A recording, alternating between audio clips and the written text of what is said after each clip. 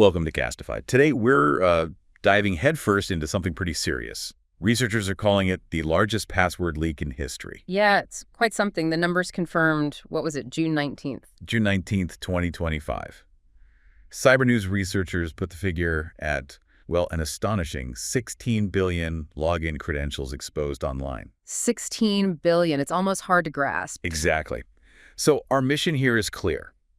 Let's try to cut through the noise, understand what this massive exposure really is, what it means, and crucially, what practical steps you listening can take right now. Right, because action is definitely needed.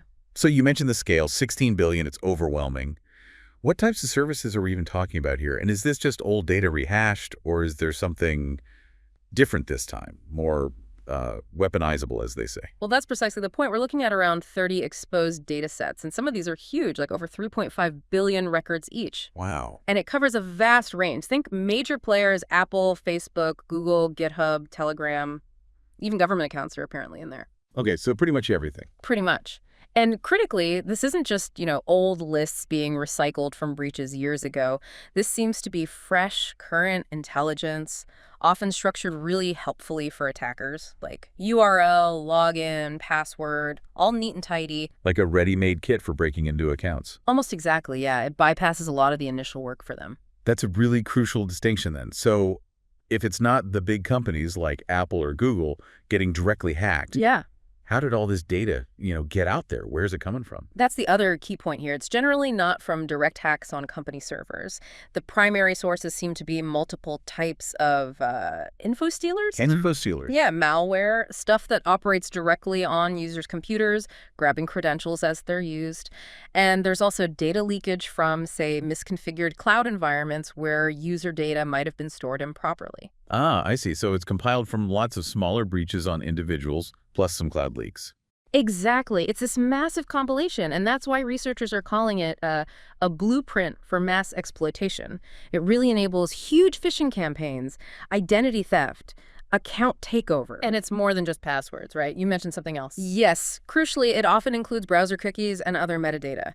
That makes it incredibly potent because attackers might be able to bypass even some forms of two-factor authentication if they have the right session cookie. Okay, that is genuinely scary. So this is a major wake-up call. Given how dangerous this sounds, what's the absolute first thing our listeners should be doing, like right now? You need to act now. Absolutely. The first, most immediate step: change your passwords. Just assume you're affected. Assume you could be. Update passwords immediately, especially for your most sensitive accounts, banking, email, social media, anything important. And when changing them, I assume the usual advice applies. Strong passwords. Yes, but more than ever, strong and unique passwords for every single online account. This is where, honestly, password managers are basically essential now. Right, they generate and store those complex ones you can't possibly remember. Precisely. Takes the burden off you. Okay, so strong, unique passwords managed well. What's the next critical layer? Something to stop them, even if they get the password. Multi-factor authentication, MFA. Turn it on wherever you possibly can. Absolutely. But there are different kinds of MFA, aren't there? Which ones are best? Good point. There's a hierarchy. The gold standard would be authenticator apps, things that generate time-based one-time passwords or TOTP. Or even better, physical USB security keys like a YubiKey using protocols like FIDO2. And what about the common SMS text message codes? Those are, well, they're better than nothing, but we generally advise against relying solely on SMS-based 2FA. The risk of SIM swapping attacks is just too significant these days. Where someone tricks your phone provider into moving your number. Yeah. Okay, got it. So prioritize apps or physical keys. Any other tips? Maybe consider, for your really critical accounts like finance and investments, setting up a unique email address used only for those. Just adds another barrier. And maybe look into dark web monitoring services. Some can alert you if your credentials appear in these kinds of dumps. That makes sense. So we've covered individual actions, but does a leak this huge say something bigger about maybe how organizations need to approach security too? Yeah. Is there a shared responsibility angle here? Oh, absolutely. This kind of incident hammers home that cybersecurity isn't just, a technical problem for the IT department. It's a shared responsibility. How so? Well, while we all need to be vigilant with our own passwords and MFA, Organizations also need really robust internal security. Things like zero trust architectures, basically assuming no connection is safe by default, Right. and strong privileged access controls, making sure only the right people can access sensitive data. So it's about layers, both personal and corporate.